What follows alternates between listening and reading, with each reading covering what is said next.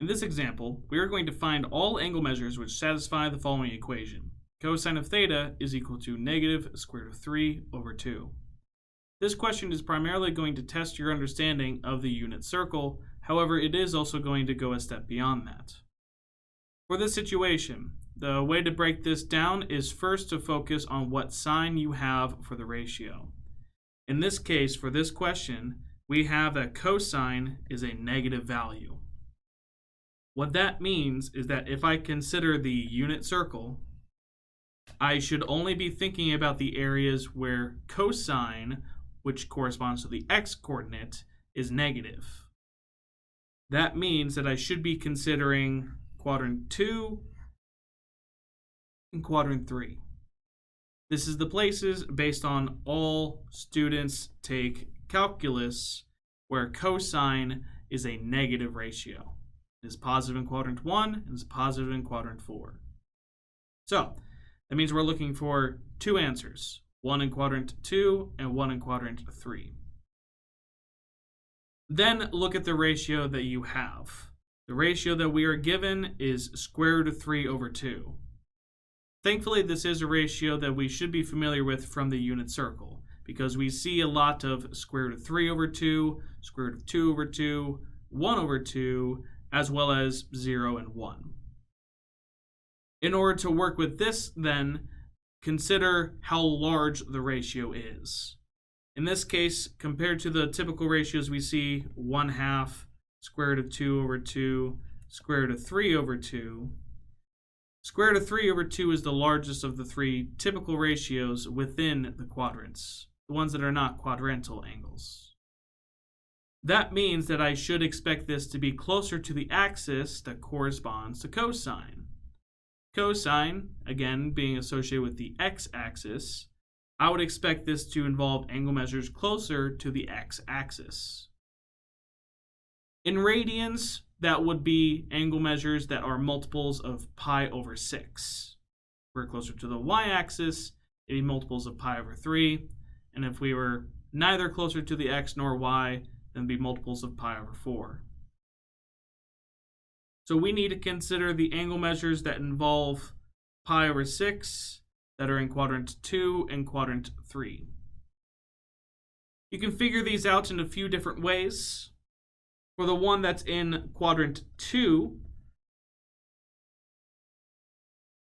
this standard position angle measure, you can also consider is the result of pi minus pi over 6.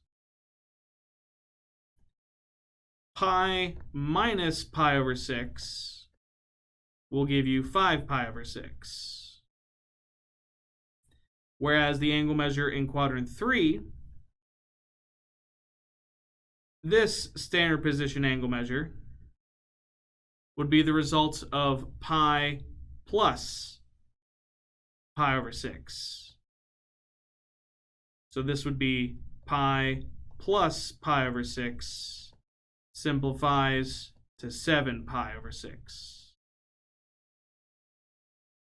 There are a few different ways to figure those ratios out, but that is one demonstration. Which means in this case that I can say that theta could equal 5 pi over 6 or 7 pi over 6. However, we are still technically not complete. The reason is because the question specifically asks us to find all angle measures which satisfy the following. What we've technically done is find the angle measures between 0 and 2 pi that satisfy the following.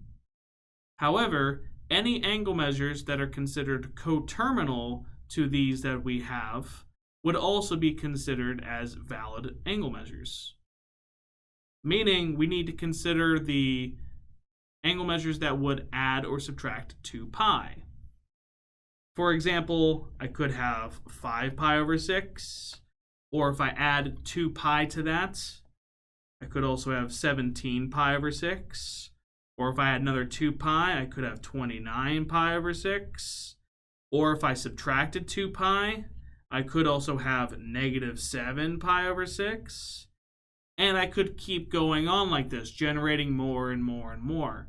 Realistically, there's an infinite amount of answers, so I can't just write them down.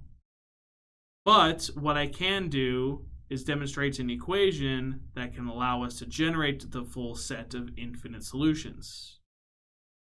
What I am doing to my original answer of 5 pi over 6 is progressively adding 2 pi, or subtracting it.